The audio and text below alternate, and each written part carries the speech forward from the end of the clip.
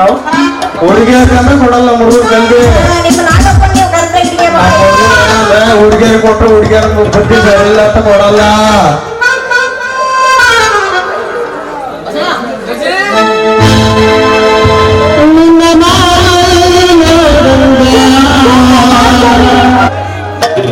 ಸಿಂಹ, ನೀನೇ ಮಾಡೋ ಕೆಲಸ ಇಲ್ವಾ?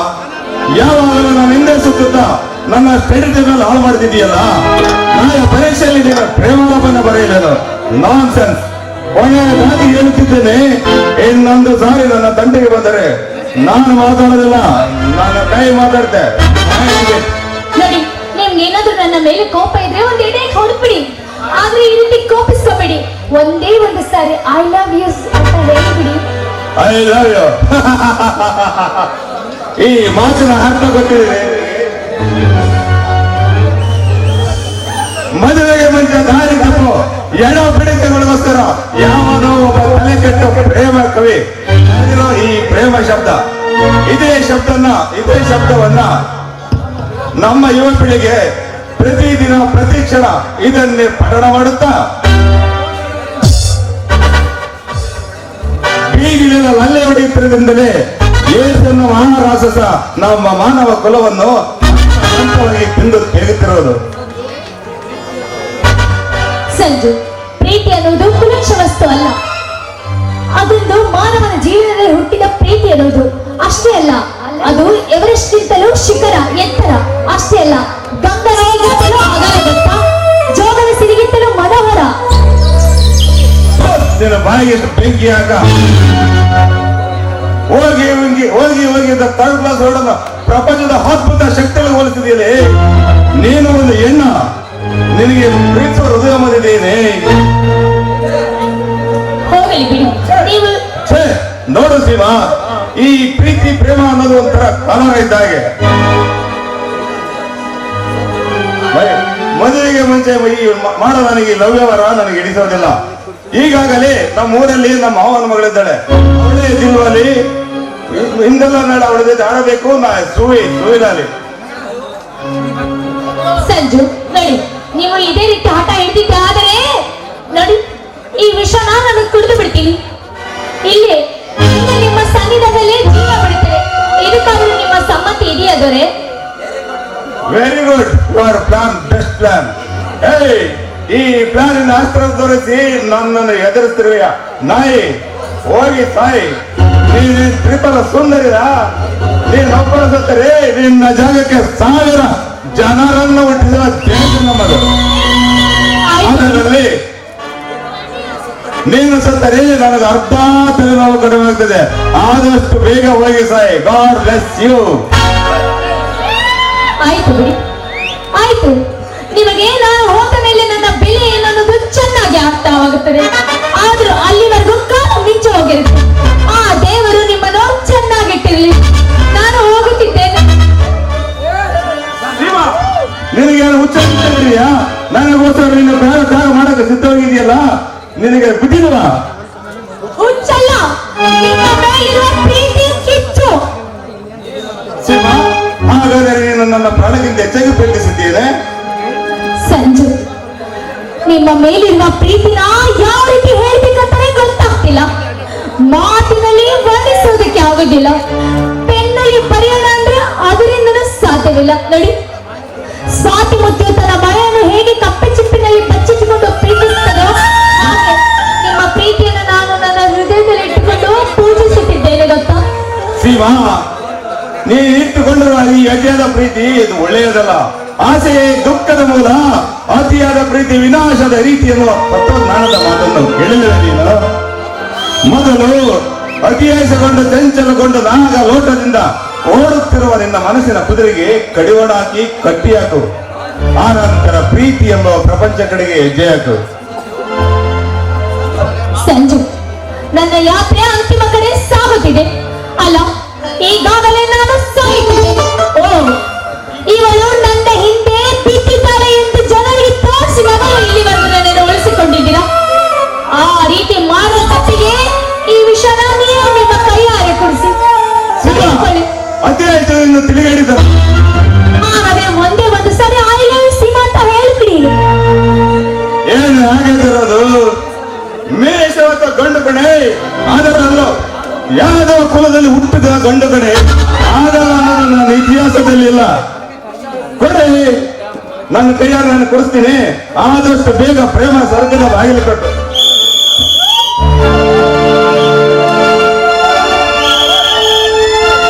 ಸಂಜು ಸಂಜು ನೀವು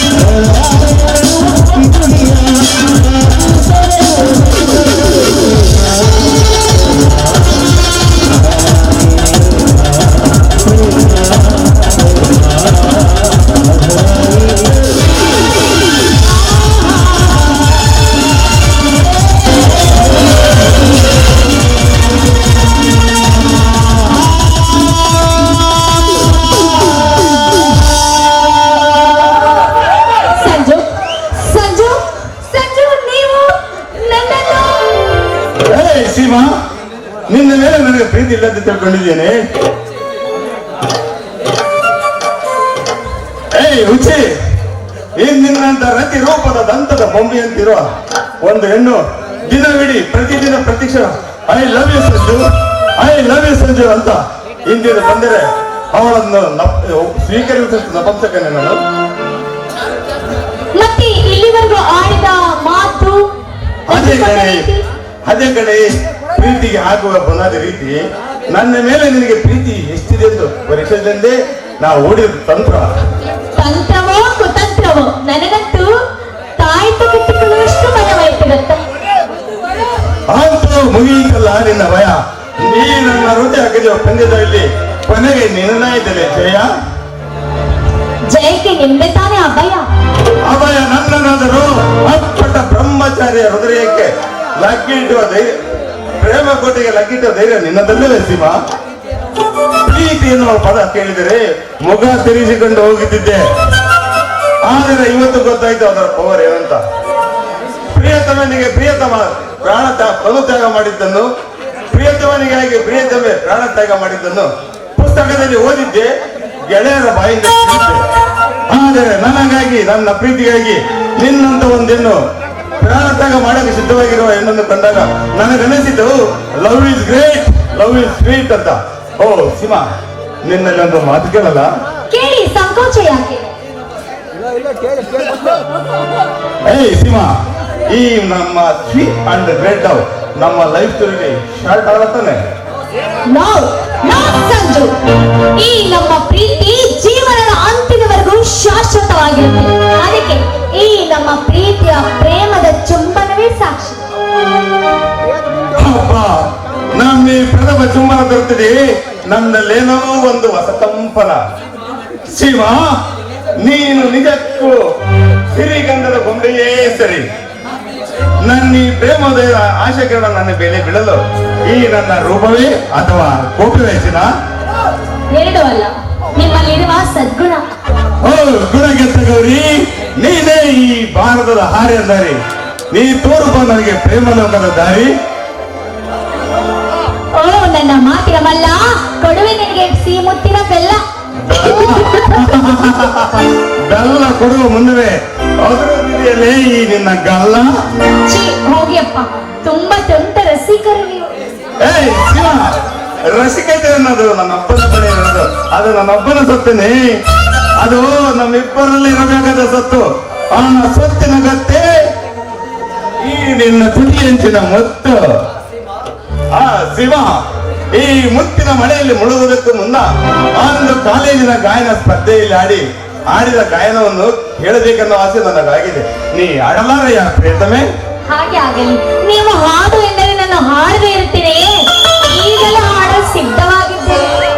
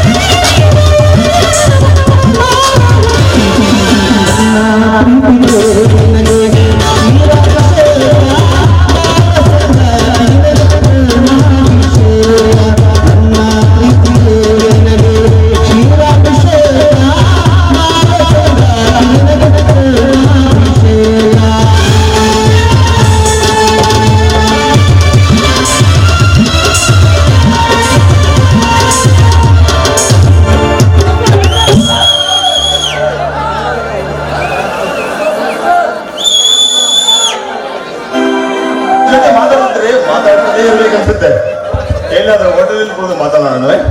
ಹಾ ಬೇಡ, ಈಗ ಈಗಾಗಲೇ ಸಮಯ ಆಗಿದೆ. ಹಾಗಾಗಿ ನಮ್ಮ ಮನೆಯಲ್ಲಿ ನನಗಾಗಿ ಕಾಯ್ತಿರ್ತಾರೆ. ಮತ್ತೆ ಸಿಗೋಣ. ಓಕೆ ಶಿವ, ಮುಂದೆ ನನ್ನಿಂದ ಭೇಟಿ ನಾಳೆ ಇದೇ ಸಮಯದಲ್ಲಿ ಇಲ್ಲೇ ಪಾರ್ಕ್ ಅಲ್ಲಿ ಸಿಗೋಣ. Okay, see you.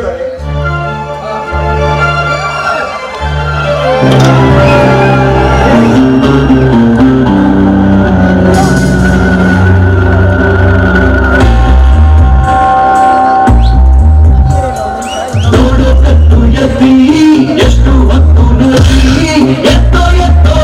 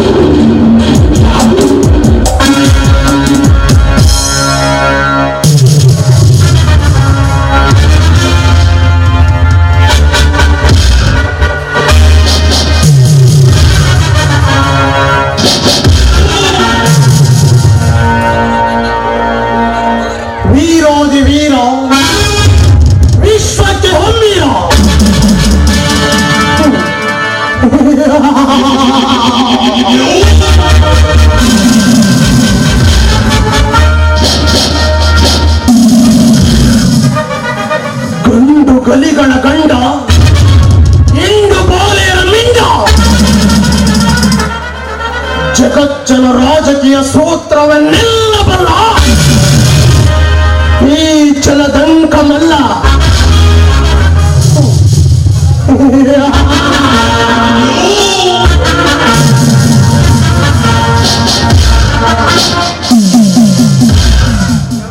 ಕ್ಷಣಾರ್ಥದಲ್ಲಿ ಶಿವ ಸೃಷ್ಟಿಯನ್ನು ಲಯ ಮಾಡಬಲ್ಲ ಸಾರ್ಥಕಗಳ ಈ ಬಿಗ್ ಬಾಸ್ ಆಂಟೋನಿಯ ಪೃಥ್ವಿಯಲ್ಲಿರುವ 18ರ ಅರೆಯದ ಹುಡುಗಿಯರೇ